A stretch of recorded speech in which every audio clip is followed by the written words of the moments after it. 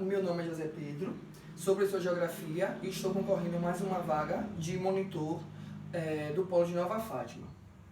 Na aula de hoje eu fiz um resumo sobre alguns temas que são bem corriqueiros e frequentes no Enem. São alguns temas que são bem pautados e eles sempre estão caindo nas provas atuais. Os principais temas espaço rural, impactos ambientais, globalização, população e migrações, urbanização, energia, geologia e geomorfologia, recursos hídricos, ilhas de calor, inversão térmica e chuvas ácidas.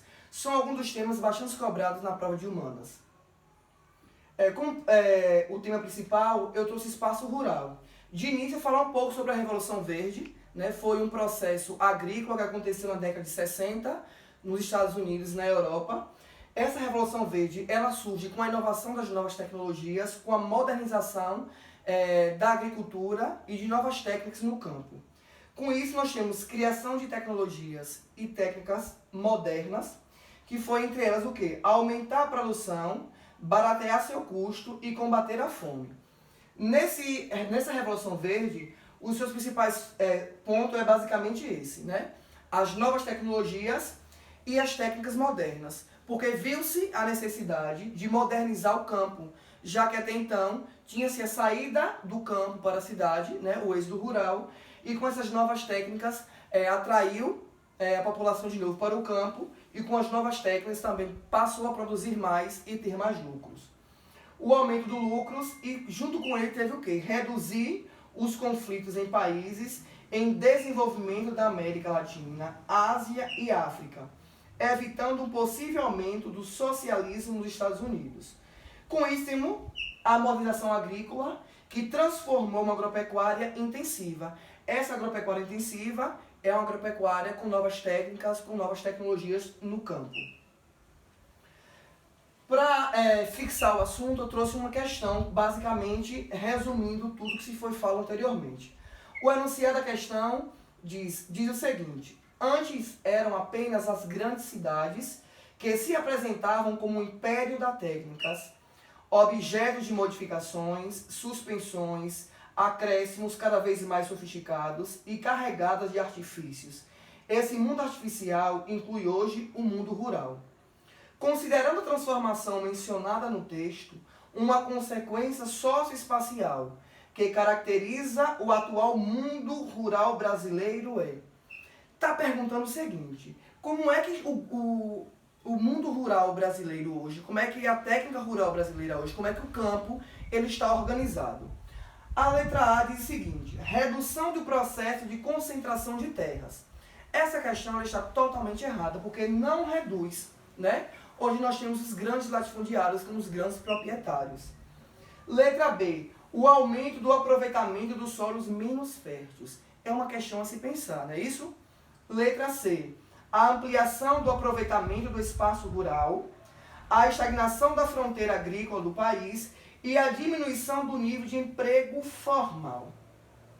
Poderíamos estar na dúvida entre a questão B, o aumento do aproveitamento dos solos menos férteis, e a ampliação do aproveitamento do espaço rural. Letra B, o aproveitamento dos solos menos férteis. Isso é o que está acontecendo principalmente na região centro-oeste do nosso país, né, que é o Cerrado. Por ser um solo muito ácido, é um solo que está sendo aproveitado e é uma pauta também, pode ser questão também do Enem 2020, relacionado às queimadas do Cerrado e principalmente o desmatamento para a agricultura, né, com o melhoramento do solo, por ser um solo raso e ser também um solo bastante ácido. Dentro do outro conteúdo selecionado, trouxe uns impactos ambientais. Falando do cerrado, né, e da produção agrícola, nós temos que pensar também nos impactos ambientais, né? Junto com esse avanço agrícola, nós temos os impactos.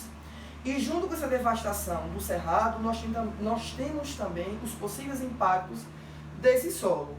Os impactos ambientais eles vão estar basicamente atrelados ao consumo, ao consumismo, recursos naturais e lixo. Porque os impactos ambientais ele vai estar relacionado ao consumo. Porque quanto mais a população ela consome, maior vai ser, né, os impactos ambientais pela forma de descarte desse próprio lixo. Junto com eles trazemos o efeito estufa, as mudanças climáticas e poluições.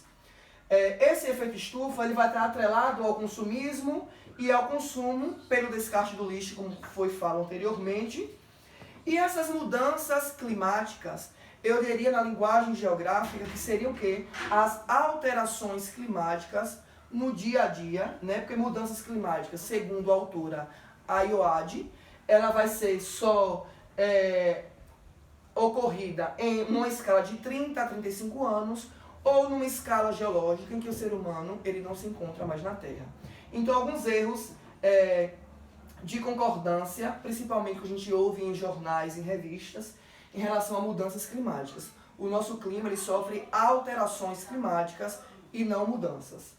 Temos os impactos ambientais urbanos, dentre eles ilha de calor, enchente e deslizamento de terras. Isso que acontece todo ano, principalmente, né, em Salvador. A gente vê todas as chuvas de verão, todo o período de verão. A chuva matou tantas pessoas, a chuva não matou ninguém.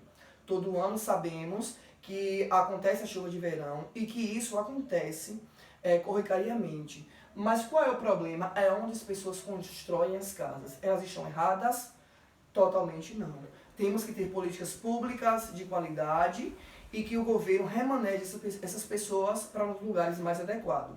Junto com isso, com essas chuvas de verão, né, esses deslizamentos de terra, ele acontece todo ano, por conta do local da retirada da vegetação e do próprio desmatamento naquele período. Globalização, um assunto bastante importante, que ele é cobrado todos os anos na prova do Enem, que é a aceleração dos fluxos entre pessoas, capitais, informações e mercadorias. Temos esse processo de globalização, a tecnologia é globalização. Segundo nosso professor Milton Santos, a globalização é perversa, é o que está acontecendo no momento e sempre aconteceu. Não há globalização para todas as pessoas, há uma segregação. Uns têm acesso, outros não têm, não é isso? E nós estamos vendo, principalmente nesse ano de 2020, né, com essas aulas online, com esse período todo online, quem é que tem acesso, quem não tem? Será que realmente estamos nesse mundo globalizado? Ou se estamos realmente vivendo a globalização perversa que o professor Milton Santos tanto bateu na tecla?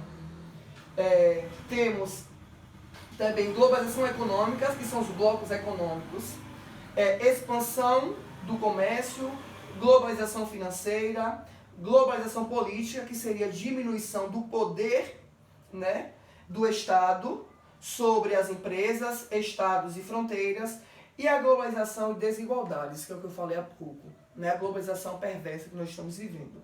E dentre essas globalizações que nós vamos citar, que nós citamos, costumamos trazer todos esses tipos de globalização para identificar qual é a globalização que nós vivemos, que o outro vive, que o nosso vizinho vive, certo? E uma questão relacionada à globalização. A sociedade global. As pessoas se alimentam, se vestem, moram, se comunicam, se divertem por meio de bens e serviços mundiais, utilizando mercadorias produzidas pelo capitalismo mundial globalizado. Suponhamos que você vá com seus amigos comer um Big Mac e tomar Coca-Cola na rede estadunidense McDonald's e depois compre um milkshake de ovo maltine na lanchonete brasileira Bob's. Em seguida, assista um filme, ou seja, o enunciado da questão vai estar trazendo, né, algumas das empresas americanas que elas estão no nosso país. A enunciada da questão está mostrando qual é o tipo de globalização que nós vivemos, né? Uma empresa estadunidense que se instala no nosso país à procura de quê? Lembram? Mão de obra barata e isenção fiscal. Mão de obra barata, porque nós vamos ter uma mão de obra sem qualificação e menos impostos, certo? Foi, Lili?